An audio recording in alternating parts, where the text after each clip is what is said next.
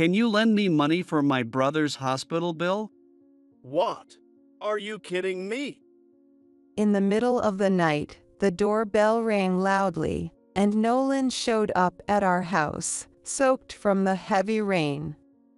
After hearing the situation, John raised his voice and hurled insults at him. Unforgivable. How could anyone treat my precious grandson like this?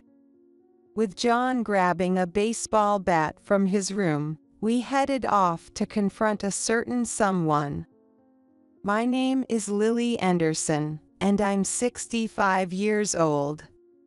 I'm a housewife who enjoys cafe hopping. My husband, John, is the owner of a construction company. Originally, we planned for our son, Scott, to take over the business, but during high school, he had such bad behavior that he was nowhere near fit to run the company. He'd skip school, cut classes, and he was constantly getting picked up by the police for wandering around at night. Fed up with Scott's reckless attitude, John gave him a stern warning to find a job on his own. Scott, who was in the middle of his rebellious phase, felt his pride was hurt and stormed out of the house. He didn't come back for quite a while. Dad, I have a child now. I have a wife, too. I came back today because I wanted to show you my kid. But then, one day, several years later, Scott suddenly came back home. Standing next to him was a woman I didn't recognize, with a nervous expression, looking reserved and hesitant. At first, I didn't understand why she was so nervous, but I quickly realized the reason. In Scott's arms, a cute baby was crying. That baby was our first grandchild, Nolan. At the time, Scott was working as an office worker, and he met his wife at his job. He explained later that he had wanted to come back home many times, but couldn't find the right moment, and things ended up like this. Even though we had tried to contact him multiple times, he didn't respond because he felt it was his way of taking responsibility. I told Dad I didn't need his help when I left, so I thought I couldn't face him unless I had a proper job and was living a decent life. Scott muttered awkwardly, scratching the back of his head. His wife, standing beside him with her head hanging down, seemed to be feeling uneasy. I'm sorry things turned out this way. Scott followed suit and apologized for the late news. Seeing the two of them, John scratched the back of his head in distress and let out a deep sigh. It's been 6 years. Ha. Huh? It's been 6 years since you left. You've been doing your best on your own all this time. And you, miss, thank you for staying by this knucklehead's side. Having a grandchild is a wonderful thing, isn't it? So why don't you stop with the long faces? Lily, can you order something tasty for delivery? It's a special occasion after all. Let's relax and enjoy. I think John's face, as he said this with a smile, was the gentlest I'd ever seen. Seeing this, Scott and his wife, too, seemed relieved, and for the first time in a long while, our home was filled with laughter. After that, Scott started visiting us more often. Nolan grew up strong and healthy, and I thought these peaceful days would last forever. It was around that time. Suddenly, Scott's wife left a divorce paper behind and disappeared, leaving Nolan and Scott.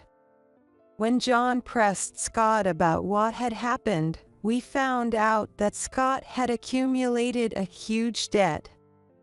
A friend invited me to invest in stocks. I don't make much money, so I talked to him about the future, and he suggested stocks. Scott got lucky the first time and made a big profit, but then he got cocky and borrowed money to buy more stocks. But the stocks he bought took a nosedive. He ended up with a $20,000 debt. What were you thinking, borrowing money for such a risky gamble? Don't you have any sense of responsibility as a parent?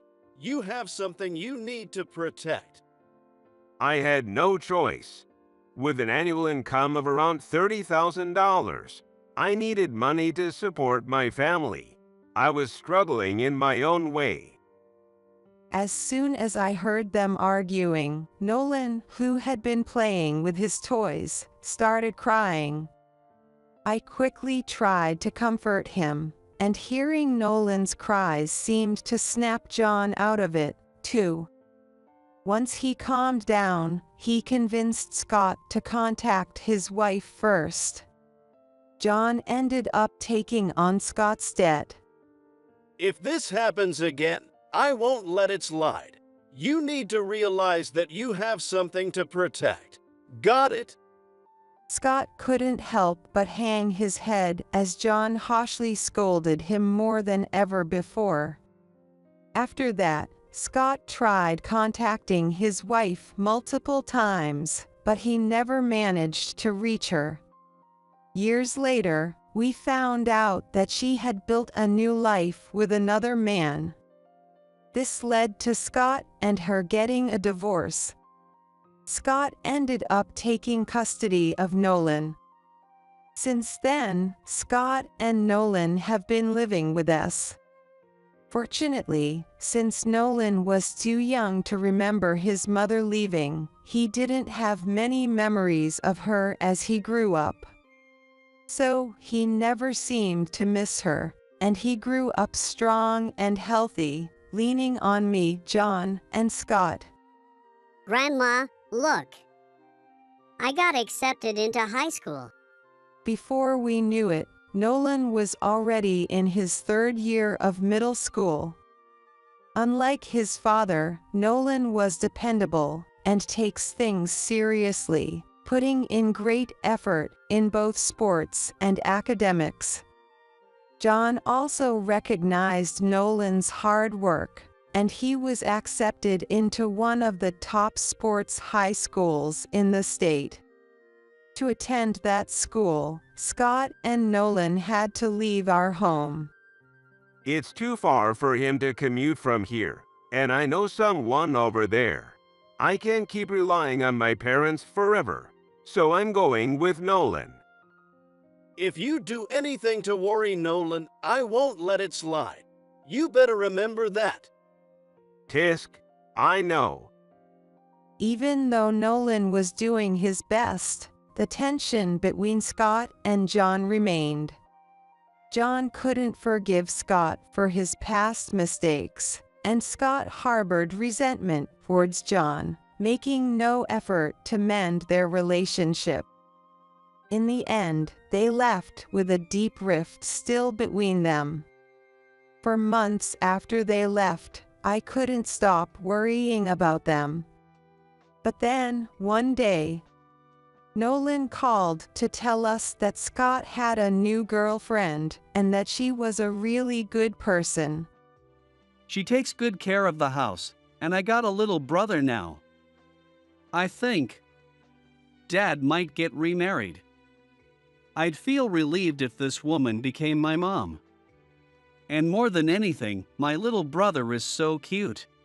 Even though he must have been busy with his sports activities, Nolan made sure to video call me and John almost every day. Apparently, the someone Scott mentioned before was his current girlfriend, and Nolan said he was confused when he found out the truth. Yeah, being told out of the blue that you have a little brother is pretty confusing. Scott's girlfriend had lost her previous husband to illness and was raising her young son alone. Scott couldn't just leave her to handle everything by herself, so they started living together when Nolan entered high school. Nolan didn't have any issues with it since there wasn't really any downside for him. If Nolan's doing well, that's all that matters, but remember, if anything comes up, you can always count on us, okay? What's most important to Grandma is you, Nolan. Thanks, Grandma. I didn't notice it at the time, but Nolan's smile seemed pained when he said that. Not long after, something happened. That evening, a severe rainstorm hit. A hurricane was approaching, and the trains were shut down. The rain was expected to continue into the next day, so the nearby schools announced closures. John's company also decided to prioritize safety and gave everyone the day off. This rain is awful. The site for the day after tomorrow might be dangerous too, with the ground being so muddy. Since the end of the year is coming up, I wanted to do some cleaning. I also need to go shopping. Oh, is it okay if we have pasta for lunch this weekend? Even though we finally had some time to relax together, the heavy rain left us with nothing to do. With nothing else to do, John and I spent the time in the living room, watching our usual programs on TV. Before we knew it, we both dozed off, and when we woke up, it was the middle of the night. The doorbell rang. Ha! Who could it be at this hour? Seems like someone's here, but in the middle of the night. Groggy, I looked at the clock, which showed 1 a.m. Who in the world would ring the doorbell at this time? John frowned, his expression darkening, as he headed toward the front door in annoyance. Yes. Who is it at this? Nolan! What? The moment John opened the door, his loud voice echoed through the house. Hearing Nolan's name, I hurried to the front door, too. There, I saw Nolan, drenched from head to toe, standing in the doorway with his little brother in a raincoat. Grandpa. Grandma, please, help my brother, save him. As soon as he said those words, Nolan collapsed from exhaustion and relief, and John quickly carried him inside.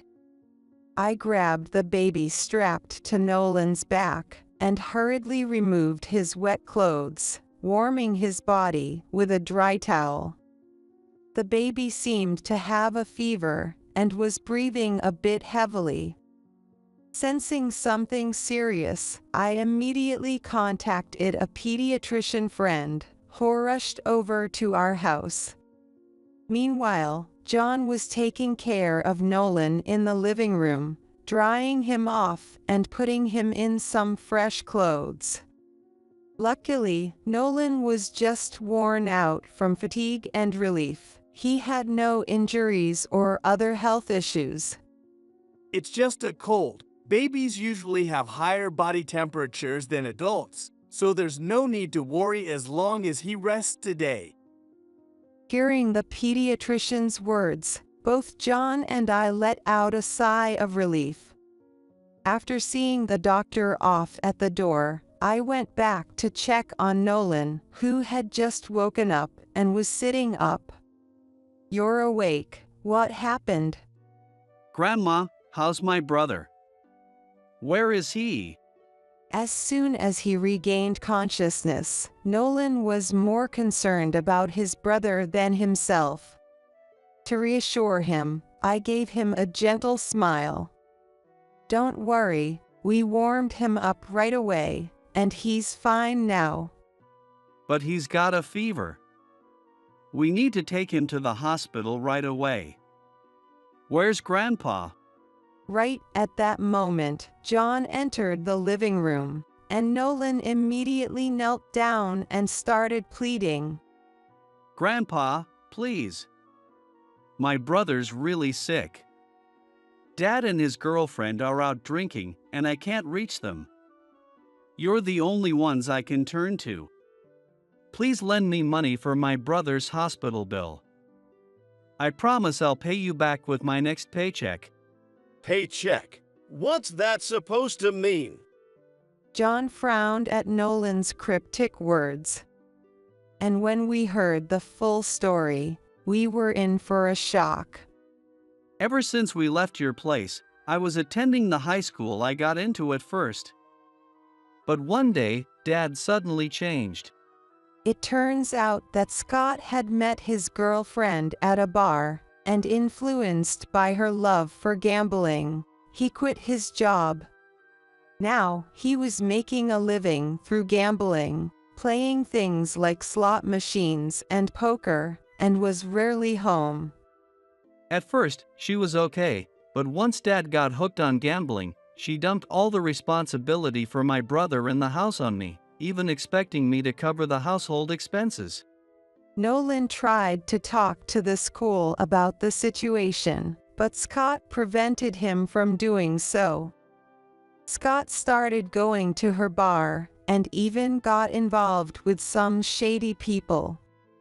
Since then, Nolan was controlled by force, living according to Scott and his girlfriend's demands. I couldn't manage both taking care of my brother and doing sports, so I dropped out of high school. I begged Dad to let me at least get my high school diploma, so now I'm working multiple part-time jobs while attending an online high school. In the little time he had left, he took care of his brother and the household chores. He was essentially a young caregiver. Hearing this, I trembled with anger, clenching my fists tightly. John, who was listening next to me, hung his head in silence. I was already furious with my son, but for his girlfriend to be like this too. Unforgivable. Seeing our reaction, Nolan, worried, quickly spoke up and started pleading again. I don't care what happens to me. But my brother is just a baby. I can keep going because he smiles at me. If I lose him, So please. I promise I'll pay you back, just lend me the money for his hospital bill. What? Are you kidding me? John's voice boomed louder than I'd ever heard before. You shouldn't have to do something like that. Don't say something so foolish. Nolan, not expecting to be yelled at, flinched, and John, with a fierce expression, grabbed a bat from his room and headed out the door. Wait, where are you going? Isn't it obvious? I'm going to knock some sense into those fools. They put my precious grandson through this. That idiot still hasn't learned his lesson after everything he's done. I was too soft on him. I'll beat some sense into him and wake him up. John's face was red with anger, and his eyes were bloodshot. Nolan, who didn't want this to happen, hurriedly joined me in trying to stop him. But as John struggled to shake us off, we suddenly heard a baby crying from the back room. If we don't hurry, it'll be too late for him. Nolan, remembering the urgency, tried to bring the conversation back to the hospital, but I quickly explained the situation to him. Learning that his brother was okay, Nolan collapsed on the spot, tears of relief streaming down his face. I was so scared that something might happen to him. I'm really glad. I'm so glad he's okay. Nolan began to cry out loud, his love for his brother clear as day. Thanks to Nolan's emotions and the baby's cries, John calmed down, and we all returned to the living room. So, what do we do now? Honestly, I don't think we can trust Scott with Nolan anymore. I agree. I won't stand by and do nothing. Even though John had calmed down, there was no way we could leave things as they were after learning the truth. Nolan also opened up, asking for help if possible. I'm more worried about my brother when he gets older. I don't care what happens to Dad and his girlfriend, but I'll do anything to keep my brother safe. Lily, get in touch with him. Huh? That idiot is using shady people to threaten Nolan. An eye for an eye, and we'll use some shady methods of our own. As soon as I heard those words, I understood what he meant and immediately made a call. Nolan, not understanding what was about to happen, watched nervously. Not long after, we managed to track down Scott's current location. Accompanied by some people, we headed to that place and walked into a bar. Welcome. Oh, John, I've been waiting for you. As soon as we entered, a woman who seemed to be named Miranda, working behind the counter, brightened up at the sight of John and quickly came over to greet us. It's been a while, hasn't it, Miranda? How have you been? John, you're the one who hasn't shown your face in so long. I was wondering what you were up to. And Lily, it's been ages. How have you been? I've been well, Miranda. It was rare for Miranda to step out from behind the counter to greet customers, so all the staff and customers quickly turned their attention to us. What's going on? Is there a celebrity in here? There's no way a celebrity would come to a place like this in the middle of nowhere. Oh my gosh, Scott. Scott. Hearing the commotion, I spotted Scott in the back, slouched over in a booth, clearly drunk, with his girlfriend clinging to him affectionately. As I glared in their direction, his girlfriend noticed my stare, and her face went pale. She quickly nudged Scott, who was too out of it to realize what was happening. Miranda, I'm sorry to trouble you, but could you take care of the matter we discussed on the phone? Of course, John. Anything for you. All right, everyone, let's do this.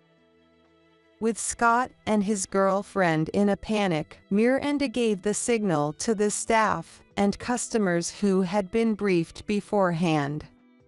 The customers nodded, and one of them discreetly pointed their phone camera in our direction from a seat out of Scott's view. Dad, and Mom too. What are you doing here? What do you mean? What are we doing here? Do you even realize what you're doing? Yikes.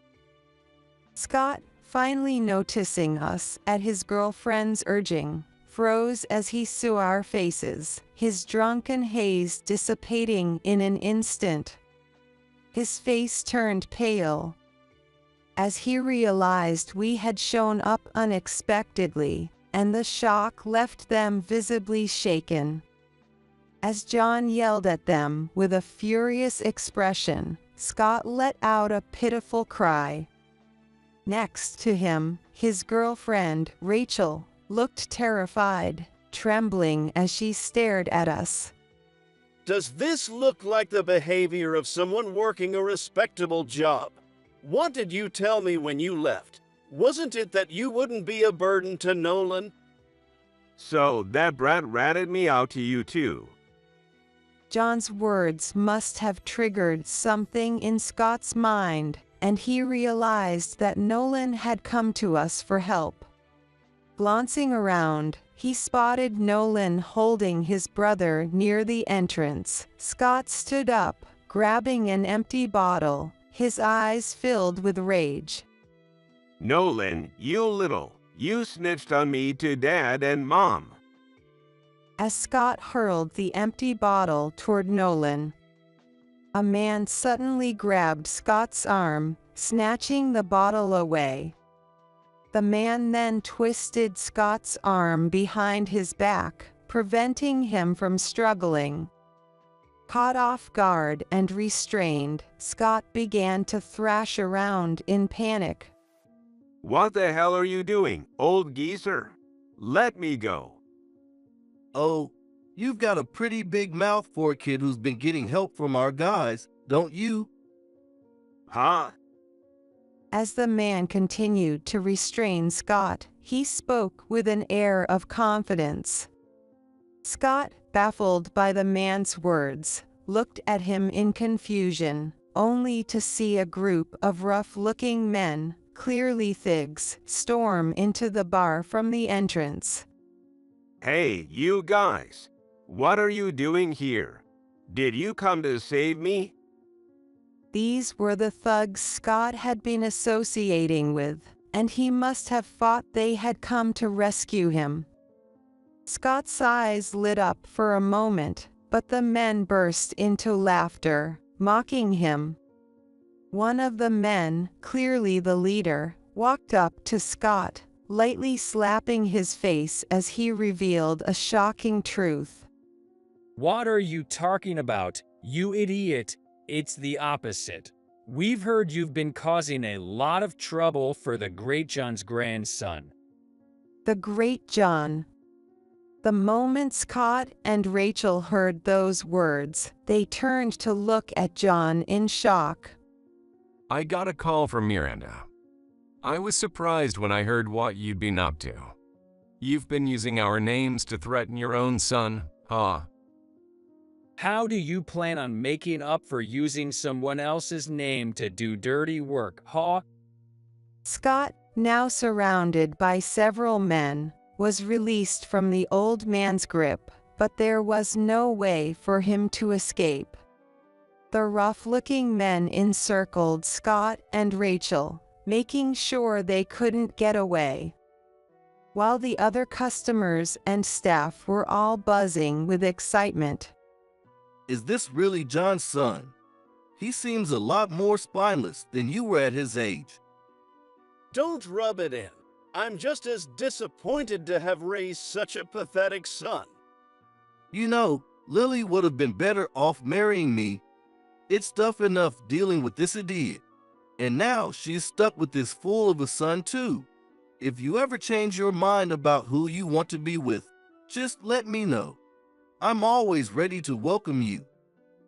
The old man, David, laughed heartily. As David and John exchanged words, Scott, completely bewildered by the situation, started to panic and muttered in confusion. What? What the hell is going on here? Who is this old man? And why do these guys know you too? Who the hell are you?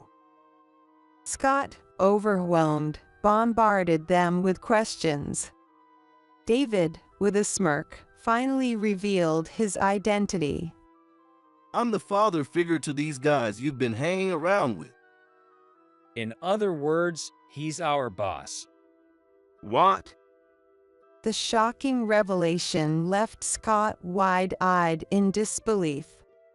Rachel, too, was stunned, her mouth hanging open in surprise, while Nolan watched the scene unfold in amazement.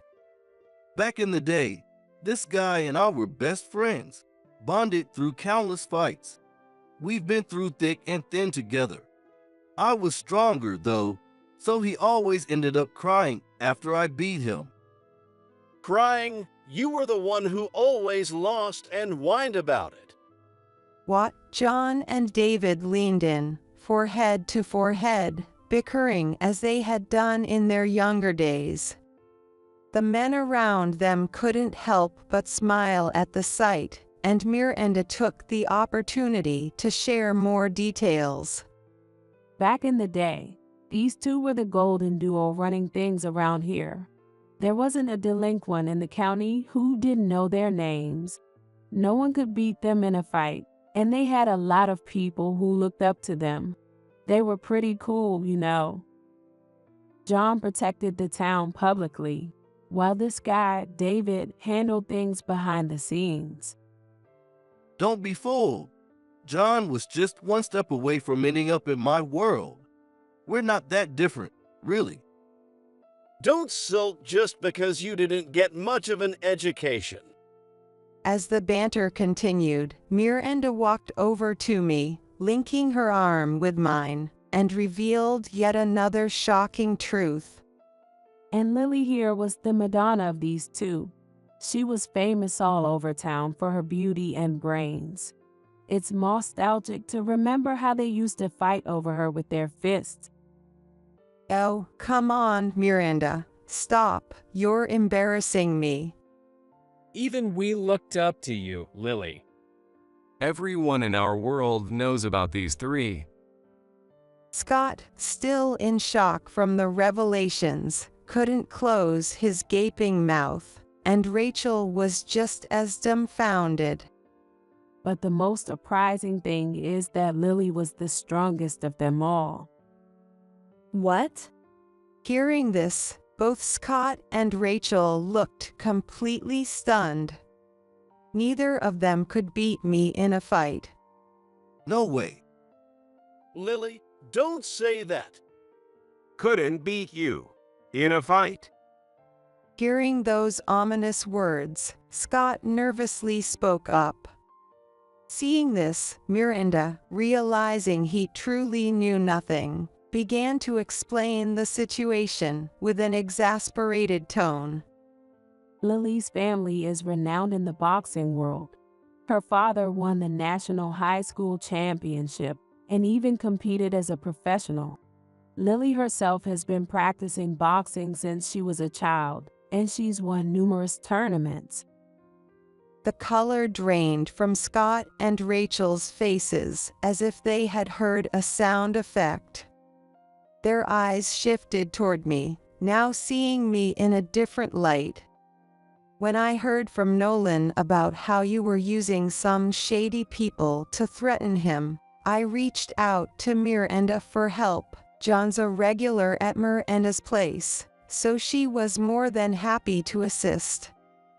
As I explained why they were in this situation, Miranda flashed a mischievous grin while giving a thumbs up. I've turned a blind eye to your misdeeds up until now, but not this time. Don't think you'll get away with it like before. As a parent, you've done something unforgivable to Nolan and his brother. I cracked my knuckles for emphasis, adding pressure to Scott. The figs surrounding him also glared at him menacingly, while the onlookers, both customers and staff, looked at him with disdain. It's time you paid the price. And you'll be paying for using our names to scare your own kid, too. Coming here to mess around when you haven't even paid back your debts. You've got some nerve. As one of the thugs grabbed Scott by the collar and growled, Scott started to sob, tears streaming down his face. Seeing this, Rachel panicked and tried to distance herself from the situation, insisting she wasn't involved. She desperately tried to save herself. I have nothing to do with this. He's the one who got into debt on his own.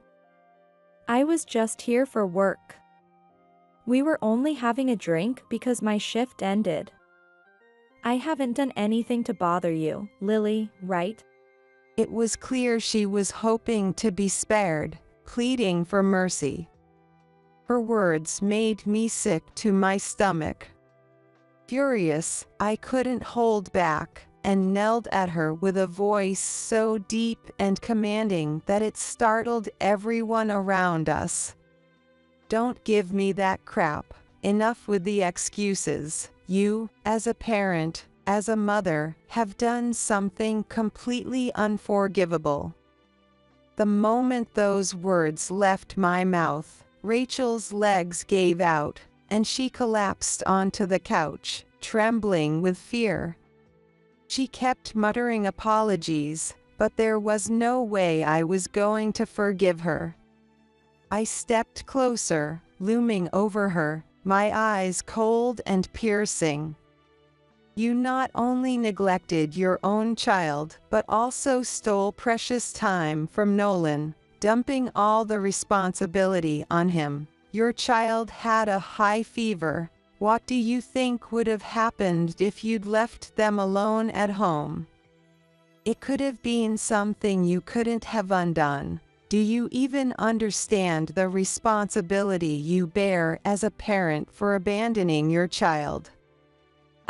But... And you, too, Scott. Huh?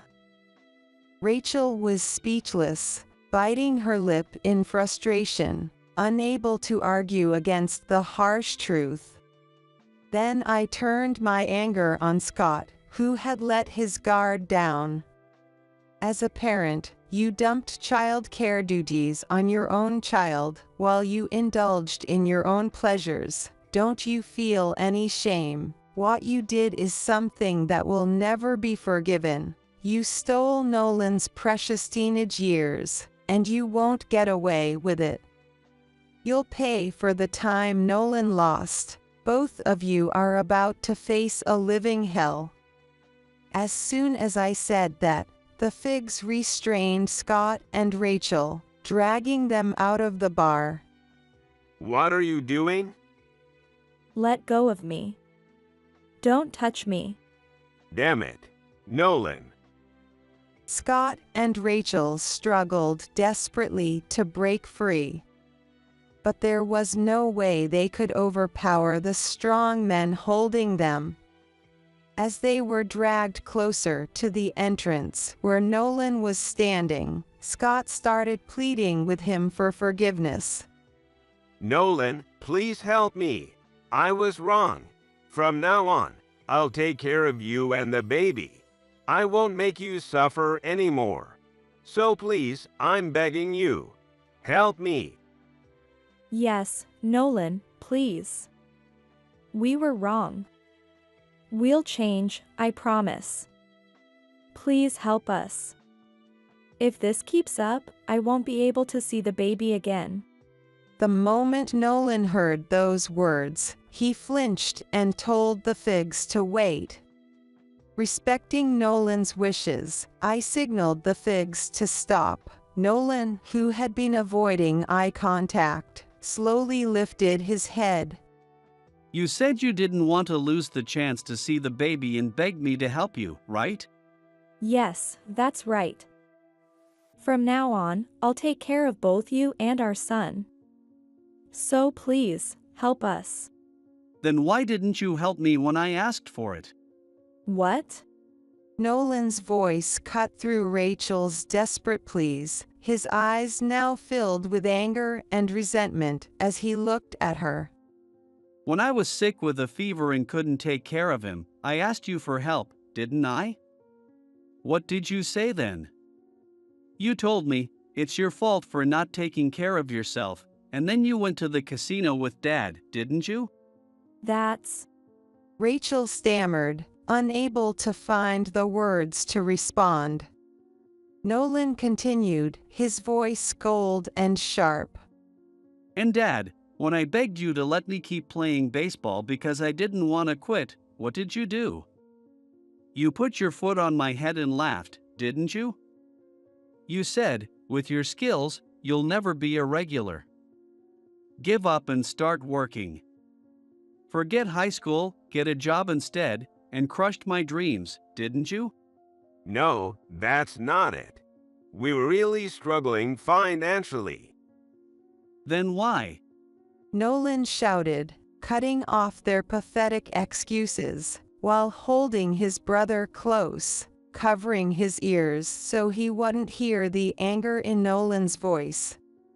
Tears of frustration streamed down Nolan's face as he glared at them with a mix of sorrow and rage. You never once worked yourself to the bone for us. Why did you always take the easy way out? When Mom left, when you got into debt, you didn't even try to change. It's because you never had any intention of changing, isn't it? Why should I believe a word you say now? And you too. Nolan's anger, suppressed for so long, erupted as he turned to Rachel. You say you don't want to lose your precious son? After ignoring him all this time, what kind of nonsense are you spouting? When was the last time you changed his diaper? When did you comfort him when he cried at night, bathe him, or cook for him? When? I had to beg my boss to let me take him to work with me, and I've been taking care of him around the clock so you could do whatever you wanted. Don't ever say you want to see your son again. You're not even parents, you're just worthless trash. Don't ever show your faces to me or my brother again. The harsh words from the usually gentle Nolan left them both stunned. A moment ago, they had been struggling violently, but now, in shock, they fell silent and stopped resisting. Seeing their reaction, Nolan seemed to come back to himself, lowering his head as he struggled to hold back tears. I quickly stepped in, shielding Nolan from their view, making sure they couldn't see his face. Then, to drive the final nail in the coffin, I delivered one last blow on Nolan's behalf. Everything happening right now is the result of all the wrongs you've done. It's time for you to face the consequences of your actions. You'll never be able to come near us again. Regret it in the deepest pits of hell. At my signal, the Figs took them away to their hideout, and we never saw them again. This is how we succeeded in protecting Nolan. Since then, Scott and Rachel have been living through a hell on earth under David's control. They've been thrown into such grueling labor conditions that menial tasks doesn't even begin to describe it, and every penny they earn is sent to Nolan and his brother. I've heard they cry and beg for forgiveness every day, but there's no way David would ever allow such whining in his presence. They even tried to escape, but were caught almost immediately, and now they are forced to work themselves to the bone in the harshest conditions underground. When Nolan heard about their situation, he showed no intention of forgiving them, and even said he wouldn't mind if they were put in an even worse environment. Apparently, David found that very amusing. Since then, Nolan and his brother have been living with us. There was an attempt by his girlfriend's family to take the baby back, but Nolan pleaded desperately. Because of him, I was able to endure everything Dad put me through. Even though we're not blood related, I've raised him as my real brother. Please, let us live together.